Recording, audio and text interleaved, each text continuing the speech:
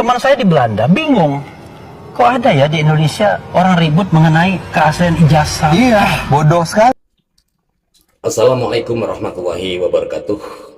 Alhamdulillah Mas Bro semuanya, hari ini kita masih bisa berjumpa kembali di channel Agung Jayanto Mas Bro. Mas Bro semuanya, mudah-mudahan hari ini kita semuanya diberikan kenikmatan, diberikan keberkahan oleh Yang Maha Kuasa Mas Bro. Ya, khususnya nikmat sehat dan barokah panjang umur. Dan mudah-mudahan hari ini kita semuanya juga diberikan rezeki yang barokah, rezeki yang berguna, rezeki yang bermanfaat bagi kita semuanya Mas Bro. Mas Bro, hari ini saya akan memberikan cuplikan video tentang Refly Harun yang berkomentar tidak pantas sama sekali terhadap Bapak Jokowi Mas Bro. Refly Harun berkomentar tentang Bapak Jokowi. Katanya Bapak Jokowi suruh dibuang ke luar negeri biar tidak kembali lagi dan biar dinastinya hancur dengan sendirinya. Apakah pantas kata-kata sebagai orang yang mengaku punya kepakaran tata negara Mas, yang mengaku orang pintar, yang mengaku orang berilmu, pantaskah dari lesannya, dari cocoknya mengatakan seperti itu terhadap orang yang sudah memberikan kontribusinya, orang yang sudah menorehkan mahakaryanya buat negara dan rakyat Indonesia Mas Bro semuanya, kita tahu semuanya kenapa Refly Harun sampai cocoknya tega mengeluarkan kata-kata seperti itu terhadap Bapak Jokowi. Karena si Refly Harun ini pernah dipecah 2 kali, dan Refly Harun mungkin mempunyai dendam yang sangat luar biasa terhadap Bapak Jokowi. Apalagi si Refly Harun ini kemarin kan jadi tim sukses 01 Mas Bro. Dia menjadi tim sukses 01 juga gagal dalam pencalonan presiden. Jadi mungkin kemarahan atau dendam terhadap Bapak Jokowi tambah luar biasa. Tapi saya sebagai rakyat-rakyat jelata atau kaum termuruk, kalau mendengar ucapan seperti itu dari cocoknya si Refly Harun suruh membuang Bapak Jokowi ke luar negeri, kita sebagai kaum termuruk merasa tidak terima. Kita semuanya merasa sakit hati yang sangat luar biasa. Walaupun si Refly Harun mengatakan ini semua buat Bapak Jokowi, kita ini kaum termuruk merasa si Refly Harun itu ngomong seperti itu buat kita semuanya. Masalahnya komentar seperti itu sebenarnya tidak pantas dikeluarkan oleh orang yang mengaku sebagai orang yang punya pemakaran atau orang yang katanya pakar tata negara. Si Refly Harun ini tidak pantas menyandang kepakaran tata negara. Dia kayak seperti preman. Dia kalau berdebat atau kalah berdebat, dia menyerang fisik lawan debatnya. Yang ngamuk-ngamuk itu orang yang punya kepakaran? Tidak. Itu hanya pengakuan Mas Bro. Ayo Mas Bro, kita buktikan cuplikan video tentang orang yang kurang ajar cocoknya mengatakan suruh membuang Bapak Jokowi ke luar negeri. Ayo Mas Bro, let's go. kan dia lagi sakit, ya sudah dibuang saja dia ke luar negeri, ya kan, ke mana dia suruh berobat dan nggak usah kembali lagi. Bisa juga ada orang yang mengatakan, kenapa nggak di persona non gratakan aja? Kan dia lagi sakit, ya sudah dibuang saja dia ke luar negeri, ya kan, ke mana dia suruh berobat dan nggak usah kembali lagi, sehingga nanti dinastinya akan hancur dengan sendirinya. Itu menurut saya alasan yang masuk akal, manusiawi, tetapi juga menyelesaikan persoalan. Perlu dipertimbangkan. Gibran digugurkan dan pemilu ulang. Wow, lebih lagi itu. Gimana itu Bung Rafli Harun sebagai salah satu penasehat tim hukum di 01? Kok bisa begini kemampuannya? Saya yang bukan sarjana hukum aja saya tahu kok. Kontradiksi interminis. Satu, misalnya Bang Rafli juga banyak menipu kita juga. Atau mungkin tadi kan minta untuk tidak boleh dipotong. Masa sekarang inilah sebenarnya tidak konsisten. Di presiden dan wakil. Ada calonnya nggak dia ayat 2? Oh, Anda ngerti? Itu yang diatur di undang-undang. Anda yang nggak ngerti. Anda yang nggak ngerti. Memang Anda yang belajar. Anda yang nggak ngerti. Yang ayat 2 ada nggak kata calon. Nggak ngerti. Anda yang nggak ngerti. Gagah sekali nih. Oke, Bang Habib silakan. Anda mau ngapain? Oh gagah, iya silakan mau ngapain. Oke, kita permanganis, kita diskusi. siap aja. Bang Habib silakan Nggak ada waktunya. takutnya Habibur Rahman ini. Aduh, Iya. apalagi Rafli Harun. Kita kembali, Bang Deddy. Tolong di Cantol dengan kekuasaan. Enggak Pak, kita di jalanan juga berani kok Pak, nggak ada urusan. Oke, tahan dulu Bang. Bang Deddy dulu, silakan Bang Deddy. Apalagi mau kita komentari dari sini. Kenapa Anda tiba-tiba langsung ngegas begitu? Loh, Anda yang ngegas kok. Loh, Anda sendiri yang ngegas bilang saya salah. Ngopi. Oke, baik, kita tahan. Kita dinginkan terlebih dahulu. Nah, gitu dong, kita tepuk tangan dulu, Bang Rafli, Bang Habib. Strukturnya di mana? Sistematisnya gimana? Ingat, ini sengketa. Bukan pengujian undang-undang. Kalau sengketa, selalu kan orang-orang tahu negara menganggap enteng kepada kita ini. Oh, ini tahu negara lebih ahli. Enggak. Kita sama-sama dokter ilmu hukum. Segala ilmu kita bisa peroleh. Tapi kalau sengketa, ini adalah cross examination. Aturan-aturan hukum acaranya pun jelas. Soal saksi, bukti, tidak ada yang berbeda. Sama. Unus testes, unus teles juga sama. Kalau menyangkut contoh konkret. Kecuali pengujian undang-undang. Kalau Anda bilang ada pelanggaran, tunjukkan dong bukti saksi Anda menunjukkan itu ada pelanggaran. Nggak boleh Anda asumsikan. Jadi Anda bilang tadi itu nggak mudah. Karena harus dipakai teori. Umpamanya tong babi, apa? Tadi itu? Kentong babi umpamanya. Nggak bisa diasumsikan. Itu dibuktikan gitu. Karena ini sengketa. Ya kan? Makanya berlaku asas actore incumbit proportio. Saya ini baru saja mendengarkan kata-kata Babe Haikal. Jadi sepanjang di mobil saya dengarkan interview saya dengan Babe Haikal tahun 2020 yang lalu. Apa yang dia katakan? Saya tidak mau nanti calon presiden kelanjutan rezim ini orang yang menjadi anak buahnya Jokowi. Lalu siapa yang mau dicalonkan? Anies Baswedan katanya. Kalau enggak nih, potong leher saya ini, buka ini. Tetapi namanya manusia kan kita maklumi saja kalau berbeda, ya kan? Hari ini saya dulu sebelum lanjut. nanti dulu dong, saya belum ngomong. Pribadi. Ya sudah, oke, silakan. Saya tidak akan pernah berubah dan menarik semua ucapan saya. Perlu Anda ketahui bahwa pada waktu itu Pak Prabowo belum nyalon. Ya sudah. Paham jadinya ya? Ya sudah, Oke, saya paham. Waktu itu dia ngomong juga, saya ini kakek saya sama kakek Anies itu kawan. Bapak saya sama Bapak Anies kawan. Ya kawan semua, ya udahlah, iyalah. Kita kan kawan semua. Saya hanya ingin mengatakan kalau Anda narasinya- bersikap, Anda punya legitimasi, udahlah. Saya akui itu. Narasinya seolah-olah salah. Memang semua kawan, siapa yang salah? Good. Makanya saya bilang, Anda hebat. Loh, Bagus. betul, Oke, memang. saya mau lanjutkan dulu. Bahkan Bapak Boleh tidak saya lanjutkan? Boleh, silakan. Tapi jangan pribadi. Oke. Ini lagi bicara KPU, pengumumannya kejutan gitu dong. Saya ingin bernarasi dengan yang konkret bahwa yang namanya berbeda pendapat, berbeda pendapatan, berbeda posisi biasa aja. Kan begitu kan?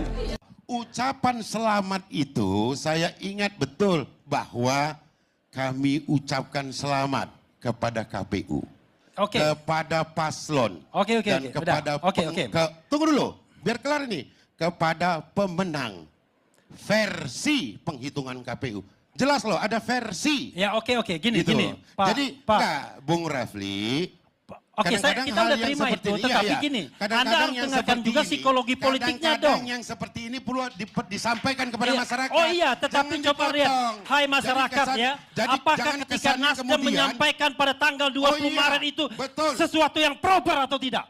Apakah itu tidak melemahkan Betul perjuangan? itu disampaikan Padahal seperti pada itu. waktu itu kita Ada sedang orang berjuang. yang tidak Masih ada ingin mengaku Mahkamah itu Konstitusi. karena ada ruang-ruang yang akan hilang ketika Saudara-saudara dia sekalian, kemudian kelihatan betul kehilangan bagaimana pragmatisme partai konfrontasi. politiknya. Sudah, Sangat kita pragmatis kan partai paham politik. itu.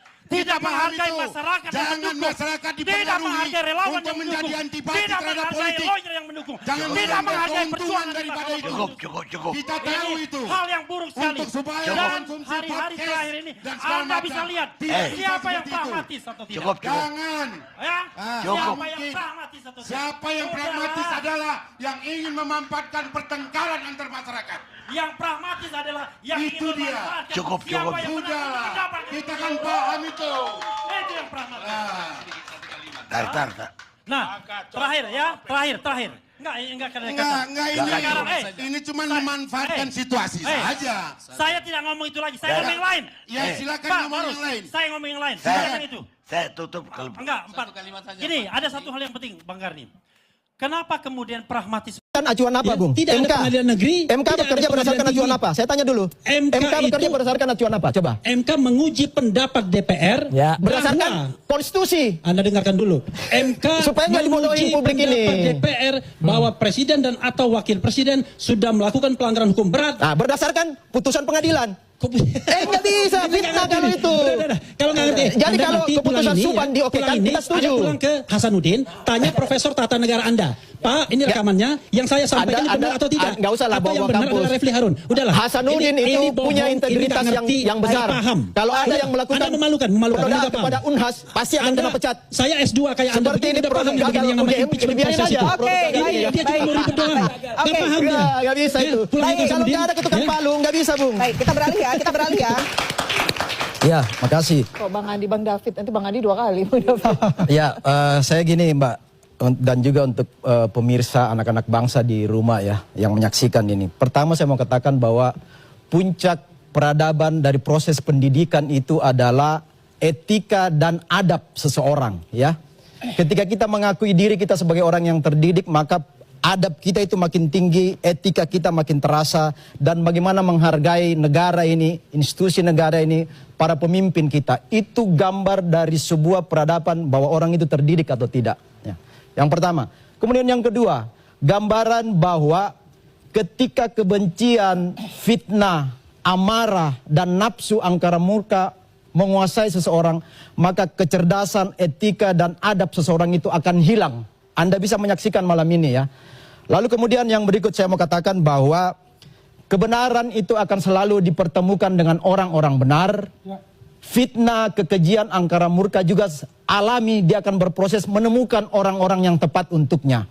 Maka kesimpulannya ketika dua opini yang bertolak belakang ya, ketika dua opini bertolak belakang, maka dipastikan bahwa salah satunya benar, salah satunya pasti salah. Karena tanhana dharma mangrua, nggak ada kebenaran yang mendua. Kebenaran itu hanya satu. Ketika Anda menonton proses-proses seperti ini, dua gagasan, dua opini yang bertolak belakang, pastikan bahwa satu benar, satu salah. Tidak ada kebenaran yang mendua. Yang terakhir pesan saya, tolong pihak polisi jangan membiarkan fitnah terus beredar, karena sudah dalam proses hukum, segera putuskan. Supaya anak-anak bangsa tidak terus dicecali dengan kebohongan dan fitnah. Demikian, mohon Polri ambil sikap. Makasih. Satu, Refli Harun dipecat 2 kali jadi komisaris Jasa Marga, yang satu lagi komisaris Pelindo.